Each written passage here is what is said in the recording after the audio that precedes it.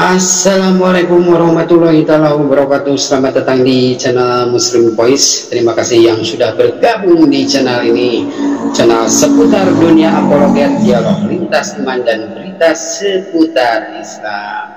Tentu saja channel ini bertujuan juga untuk mencegah pemurtadan. Pada kesempatan kali ini channel Muslim Voice akan menayangkan dialog lintas iman, di mana misionaris Kristen yang selalu menginjil di dunia maya, tentunya Mbak Ica,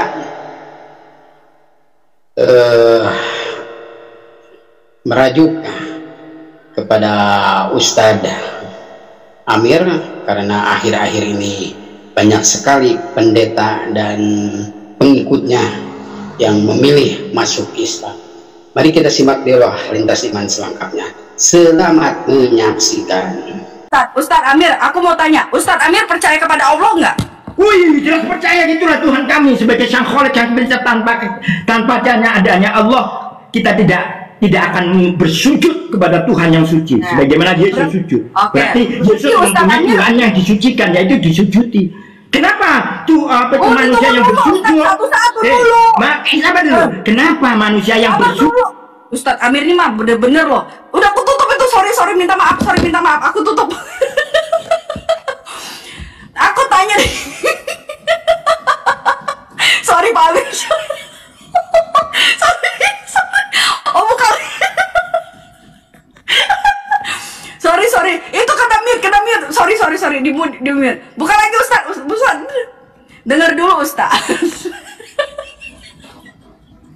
Dengerin dulu Ustadz Amir kan percaya kepada Allah. Dan berarti Ustadz Amir kan percaya kepada Al-Quran dong. Kalau Ustadz Amir percaya kepada Allah, berarti Ustadz Amir percaya kepada Al-Quran dong. Bener dong. Nah, tadi kan sudah tak jelasin, itu adalah takdir. Bukannya yang bicara itu bohong. Jangan kau samakan dengan saat Ibrahim didatangi malaikat, 3 malaikat, satunya Tuhan. Gimana? Sedangkan orang Yahudi yang punya kitab itu malaikat, bukan Tuhan. Ustadz Amir, aku pengen tanya, Ustadz Amir percaya kepada Allah nggak? Ya jelas. Ustadz Amir percaya kepada Al-Quran nggak? Ya jelas. Berarti Ustadz Amir percaya dong kepada isi dari Al-Qasas ayat 30? Lah tadi kan sudah tak jelasin. Yang berbicara dengan pohon. Ada tabirnya terkait dengan pembicaraan dengan Musa. Tabir itu artinya Ustadz Amir, tabir itu tabir kok katakan tabir, ada tabir yang gede gitu. Bukan. Tabir itu adalah firman Tuhan yang bisa hanya yang mendengar itu hanyalah para nabinya yang dipilih. Ustadz Amir, ini manusia lain nggak akan mendengar itu, tapi yang mendengar ada hanya seorang utusan yang dipilih Tuhan. Walaupun tabirnya kelihatan nggak ada tabir, tapi tabirnya itu ada. Kenapa? Manusia lain, manusia yang umum tidak akan mendengar itu, tapi yang mendengar siapa? Orang yang diberkati, yaitu orang yang dipilih, seperti para nabi, Nabi Isa atau Yesus, Nabi Musa, Nabi Daud yang pernah diberikan firman, itu yang berbicara. Berarti manusia biasa. Buat apa Allah mengutus para nabi? Betul sekali apa kata Pak Amir. Nah, yang saya tanyakan Pak Amir percaya kepada Allah nggak? Ya, itu sudah dijelasin, sudah diulang-ulang. Sekarang saya tanya, mana buktinya? Ganti dulu. Saya tanya. Mana Lukas, Matius, Markus, Yohanes, lalu Paulus pernah menerima wahyu dari Tuhan, karena itu apa sebagai firman Tuhan. Itu sudah dijelasin. Sudah jelas tadi di bawah itu sudah katakan jelas semua. Allahu Akbar. Udah jelas semua di bawah tadi bahwa yang menerima namanya tabir itu bukan tabir pakai tabir. Supaya orang-orang ini ngerti Pak Amir. Dia sudah tahu namanya tabir. Namanya tabir di sini menunjukkan bahwa tabir adalah hanya manusia yang dipilih lah yang menerima, yang bisa mendengar firman Tuhan itu, karena adalah manusia utusan Tuhan. Maka dinamanya tabir. Manusia lain nggak ada. Walaupun itu apa itu suaranya ada di sebelahnya pohon. Tapi itu tabir. Itu namanya tabir itu siapa? Zohir nanti saat di akhirat semua manusia yang masuk surga akan diperlihatkan zohirnya Allah. Itu dijanjikan umat Islam masuk surga itu nanti yang lebih afdal adalah melihat Tuhannya. Selama di dunia kita hanya beriman kepada Allah Sang Khalik, bahwa Allah itu ada. Tapi saat di akhirat hanya umat Islam yang akan masuk di surga nanti, yang akan diperlihatkan Tuhannya. Pamir. Gak apa-apa sih. Janji Allah, janji Allah itu hak. Janji Allah itu tidak akan meleset. Kalau ibaratkan gini loh teman-teman, kalau orang tua itu semakin dia bertambah umur, semakin dia tuh pengen didengar. Jadi kenapa aku diem? Ya aku menghargai. Jadi ya udah aku tuh diem itu karena ini Pak Amir, makanya. Nah, tapi gini loh, Ica. Jatuh tuh. Jatuh. Ganti. Gini loh, gini loh, sabar dulu, sedikit aja. Kami manusia kan diunggulkan oleh Tuhan. Pertama, manusia diberi akal. Maka manusia yang akan dipertanggungjawabkan sebagai manusia. Karena manusia diciptakan dengan sempurnanya. Sehingga Tuhan berfirman kepada para nabinya. Nah, sekarang kita uji.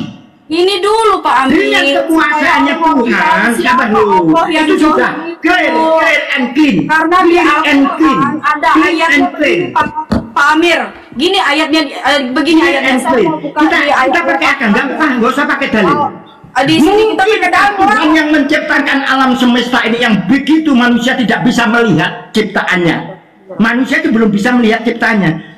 Lalu ada yang mengatakan bahwa Tuhan akan jadi hina setelah hidupnya masih tergantung kepada manusia lain. Lalu pikiran kita harus beragam. Apakah mungkin Tuhan yang dilahirkan dan hidupnya hanya tergantung atau bergantung kepada ibunya? Tanpa ibunya Tuhanmu tidak ada. Bayangkan. Tanpa diasupi susunya ibunya, Tuhanmu tidak akan ada. Al-Hadid ayat 3. Surat Al-Hadid ayat 3. Nah, kita buka surat Al-Hadid ayat 3 ya. Cepat, aku mau ada jam 1 ada acara aku ya Allah. Ini sudah jam 1. Ya apa-apa. Nah, di sini maka kamu cepat bertobatlah, jangan menuangkan yang diciptakan ulang. Di sini kita mau cari ya teman-teman ya, di surat Al-Hadid ayat naikkan siapa tukang unggul aja. Aku mau ada acaraku di Halim Kusuma. Iya, mau ada rapat di Halim aku. Rapat apa sih? Oh, terkait penerbangan. Penerbangan. Oke. Nah, di sini naikkan Bang ini namanya, di situ ada namanya Bang Unggul. Iya nanti Unggul. Bentar dulu, sabar dulu. Lu juga nanti malam aja kita lama-lama biar kamu cepat bertobat. Jangan menyembah orang yang tidak pernah. Jangan menyembah makhluk yang tidak pernah mengatakan dirinya sebagai Tuhan. Bahkan dia mengatakan sembahlah Allah Tuhanmu. Bagaimana kok Tuhan kan Yesus? Jangan percaya kepada malaikat Jibril, percaya itu kepada malaikat Jibril menyampaikan itu jelas bahwa yang disembah hanyalah Allah. Semakin Yesus menyatakan apa? Allah itu siapa? Allah kalau memang Yesus itu Tuhan, kenapa saat Yesus didatangi malaikat dia ketakutan? Masa Tuhan ketakutan sama malaikat? Itu kan aneh. Ustadz Amir, mumpung ini Ustadz Amir, dengerin dulu. Mumpung Ustadz Amir, dengerin dulu Ustadz. Nggak boleh gitu masa Ustadz Amir, mumpung umur masih ada. Nah, mumpung umur masih ada, maka bertuhankan Tuhan yang betul. Maka dari itu kita di sini. Siapa Tuhan yang betul? Siapa Tuhan yang benar? Allah Bapa yang akan mengenal Engkau satu-satunya Allah. Salah sendiri katanya Allah di situ mengenal Allah. La ilaha illallah. Allah Yahweh melalui firman. La ilaha, kita mengatakan Allah kok. La ilaha illallah. Yesus Rasulullah. Nah, itu pernyataan yang mantap untuk Yesus, yaitu la ilaha illallah. Yesus Pak Amir, itu mantap. Ya, oke. Wabillahi taufiq wal hidayah di bawah. Wassalamualaikum warahmatullahi wabarakatuh. Maka sadar. Ica. Cari di videomu bahwa Yesus itu mengatakan diri sebagai Tuhan itu nggak ada. Bahwa Yesus memperkenalkan tuh. Kalau manusia memperkenalkan Tuhan, berarti manusia dia adalah utusan Tuhan. Malaikat Jibril nggak bisa menyelamatkan. Karena malaikat Jibril menyampaikan kalau disebutkan Allah tidak akan berbicara langsung kepada manusia, yaitu melalui perantara. Itu sudah stop. Itu ada dalilnya. Kalau Yesus yang bisa menyelamatkan. Yesus nggak selamat. Yesus menyelamatkan apa? Kalau Yesus menyelamatkan, pasti yang diselamatkan yaitu tempat kelahirannya dan keluarganya. Tempat kelahirannya dan keluarganya di Israel masih ada. Hanya dari Yesus diselamatkan. Keturunannya Yesus masih ada di Israel. Tidak ada kata penyelamatan. Keturunannya Yesus masih ada di Israel. Kalau memang dia Tuhan sampai sekarang, pasti Israel tempat kelahirannya, tempat keluarganya akan diselamatkan, akan didatangi secara dohir, akan didatangi itu karena menyelamatkan bagi Israel. Oke. Kita pikir sedikit aja. Kita pikir kalau Yesus berkuasa, ya kan, pasti dia akan menyelamatkan keturunannya. Sewaktu-waktu karena jadi Tuhan ini, karena dilahirkan di Israel. Keluarganya ada di Israel, masa hidupnya ada di Israel. Kenapa yang imani orang di luar Israel yang tidak ada sangkut pautnya dengan Israel? Sekedar roti, bukan berbicara sekedar roti, tetapi di sini dikatakan orang fasik itu siapa? Yahudi dan Nasrani. Kalau Yahudi memang itu Yahudi, keluarganya kan ada. Ayo, adik-adiknya Yesus ada loh. Contohnya nih. Ya, contohnya Paulus percaya, dia orang Yahudi, dia percaya kepada Yesus dan dia diselamatkan. Orang Farisi, orang Saduki itu dia orang Yunani juga keturunannya. Gimana lu? Secara logika aja, seandainya Yesus berkuasa pasti akan yang diselamatkan adalah tempat kelahirannya dan keluarganya. Tapi buktinya mau menyelamatkan yang biasa menyembah manusia yang di Israel, yang di Yunani, itu yang harus dipikir. Itu yang harus kau pikir. Pikirkan masa-masa. Pikirkan masa-masa. Kalau kamu mengatakan Yesus menyelamatkan kamu, kenapa dia gak menyelamatkan keturunan dan tempat lahirnya? Kalau dia mau menyelamatkan, pasti yang diselamatkan adalah tempat kelahirannya dan adik-adiknya, keturunan adik-adiknya. Punya keturunan kok. Apalagi Nabi Muhammad punya keturunan, punya adik. Wah, kalau Islam telah menyelamatkan. Wa may yuti'illah wa rasulahu yudkhilhu jannah. Barang siapa taat kepada Allah dan Rasulnya dan menjalankan apa yang diperintahkan Allah dan Rasulnya, maka Allah mewajibkan manusia itu masuk surga. Allah sendiri yang mewajibkan. Kalau manusia insya Allah, tapi kalau Allah sudah mewajibkan kepada umat yang beriman kepada Allah, menjalankan syariatnya Allah yang dibawa oleh kajian Nabi Muhammad, maka wajib orang itu masuk surga. Itu Tuhan yang mewajibkan. Mana ayatnya? Kalau Yesus pernah menjanjikan umat Kristen ayatnya. Aduh, banyak ayat itu. Iya, mana ayatnya? Minta dong, Pak. Aduh, aku tuh mau ada rapat, jadi kau ini gimana sih? Nanti malamnya deh. Aduh, nanti aku ditegur orang nih. Kita mau pengen tahu nih. Sama ya, di surat Al-Hadid ayat 3 ini, dialah yang awal dan yang akhir, yang johir, yang batin. Nah, yang johir ini apa? Kan yang terlihat itu kan. Nah, apakah yang terlihat itu pohon? Hapus, kita harus ini teman-teman. Zahirnya Allah ya. Maka di dalam Islam sudah jelaskan. Apa itu? Janganlah kau memikirkan zatnya Allah, tapi berpikirkanlah dipikirkan. Nah, yang dipikirkan apanya? Ciptaannya. Maka zahirnya Allah dengan sang kholiknya Allah, sang penciptanya. Dia ciptaannya, zahirnya Allah penciptaannya ini. Inilah kekuasaannya Allah. Sebagaimana menciptakan Yesus atau Isa alaihissalam di kandungan seorang ibu yang suci tanpa disentuh seorang laki-laki, tapi Allah gampang budir ngali. Itu manusia, gak ada nubuatannya yang dibuatnya. Kalau manusia kenapa kau Tuhan kan? Lah, kalau dikatakan Yesus itu adalah firman Allah, makanya kita firman Allah adalah firman kun fayakun, menciptakan sesuatu dengan kun fayakun, sebagaimana di Kejadian. Maka terang, maka jadilah terang. Itulah kejadian, namanya kun fayakun, maka jadi terang. Inilah firman Tuhan yang menciptakan sesuatu dengan gampangnya. Karena Tuhan Maha Kuasa menciptakan Yesus tanpa seorang bapak dengan ibu yang suci, kun fayakun, maka hamillah Maria. Inilah menunjukkan kekuasaan. Maka inilah kedohirannya Allah menciptakan sesuatu alam semesta ini dengan kekuasaan. Ini kan kedohirannya Allah menciptakan sesuatu. Maka di dalam Islam, maka lihatlah ciptaannya Allah, janganlah melihat zatnya Allah. Inilah yang kita keyakini terkait kedohirannya Allah adalah sesuatu yang diciptakan dengan megahnya. Inilah ciptaan Allah, menguatkan kita bahwa Allah itu ada, sang pencipta. Maka kita akan berkuat. Pak Amir, jangan kau dengan kasihnya tuh bapak menurunkan anaknya untuk dibunuh.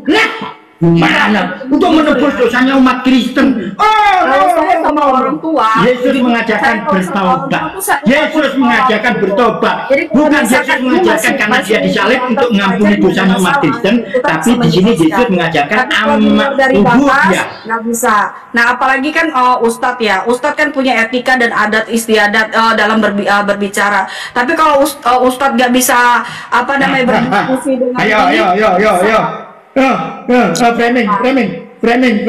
Makanya saya bicara nggak dikasih framing. Bilang aku mau keluar dulu sayang. Iya sayang, tuh Pak Amir tuh. Benar, bentar dulu Pak. Aku menyayangimu karena kamu sebagai makhluk yang baik, dan jadilah makhluk yang baik dan mempertuhankan Tuhan yang benar. Itu aja. Itu makanya keselamatan yang benar. Dari saya Pak Amir, dari saya dari dulu.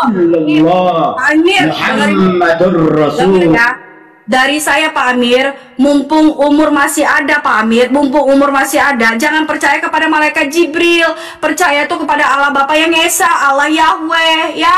Allah Bapa yang Esa melalui firman-Nya Yesus Kristus. Ya, mumpung umur masih ada. Mumpung umur masih ada, bertobat Pak Amir supaya Pak Amir itu bisa bertobat. Sembahlah Allah Yahweh ya. Jangan malaikat Jibril. Kalau Pak Amir menyembah malaikat Jibril, bahaya nanti Pak Amir. Kalau Pak Amir berbicara kalau Pak Amir ini percaya kepada malaikat Jibril atau Nabi Muhammad, aduh, berarti Pak Amir ini percaya kepada apa? Kepada roh-roh yang ada di dalam goa. Ya, jangan percaya yang di dalam goa Pak Amir. Percaya itu kepada Allah Bapa yang Esa, Allah Yahweh. Ya, karena apa? Karena Allah itu, karena apa? Sabar. Kamu kan mengatakan roh-roh ya. Begitu Pak Amir, supaya Pak Amir ini bisa. Manusia yang mempercayai Tuhan berbentuk roh itu animisme. Manusia yang mempercayai Tuhan berbentuk roh itu animisme. Yang diyakini dari mana? Yunani meyakini roh jadi Tuhan. Itu diikuti siapa? Diikuti Isa. Maka jangan mempertuhankan roh. Tidak boleh mempertuhankan roh, tapi mempertuhankan pencipta roh. Menyembah pohon itu menciptakan pencipta, sang pencipta roh. Jangan rohnya disembah ya. Jangan percaya kepada ingatlah, percaya pada ajaran Isa alaihissalam hidup yang kekal, mengenal Allah yang benar, mengenal Yesus diutus, la ilaha illallah, Isa atau Yesus utusan atau Rasulullah. Oke, mengasihi Pak Amir. Mengasihi itu pada saya, karena jangan kau menuhankan makhluk Pak Amir supaya Pak Amir bertobat. Dan bertobatlah, janganlah kau menuhankan Tuhan dicipta melalui rahim itu ciptaan. Kalau Tuhan dilahirkan, kalau Tuhan masih membutuhkan kalau Tuhan itu masih membutuhkan, kalau Tuhan masih membutuhkan kehidupan ibunya, berarti tidak ada kuasanya, bro. Kalau tidak ada kuasanya, kehidupannya aja tidak dikuasai, apalagi menyelamatkan kalian. Gimana? Manusia gimana? Derajatnya daripada gimana? Kalau Tuhan hidupnya masih tergantung sama makhluk atau ibunya, bagaimana mau menyelamatkan manusia. Sedangkan hidupnya aja tidak mungkin, karena tanpa seorang ibunya Yesus tidak akan jadi Tuhannya umat Kristen loh, saudara-saudara. Pak Amir, Ustaz. Betul nggak? Makanya jangan kembalilah kepada fitrah manusia, yaitu menyembah Tuhan Sang Khalik. Allahu Akbar, Allahu Akbar. Berdoalah, asyhadu an la ilaha illallah wa asyhadu anna Muhammadar Rasulullah. Wabillahi taufiq wal hidayah wa birridal wal inayah. Wassalamualaikum warahmatullahi wabarakatuh. Selamat ya. Kembalilah kepada yang diajarkan para nabi untuk menyembah Tuhan yang benar, yaitu Allah Subhanahu wa Ta'ala. Halo Cika, I love you. Assalamualaikum. Salam Pak Amir.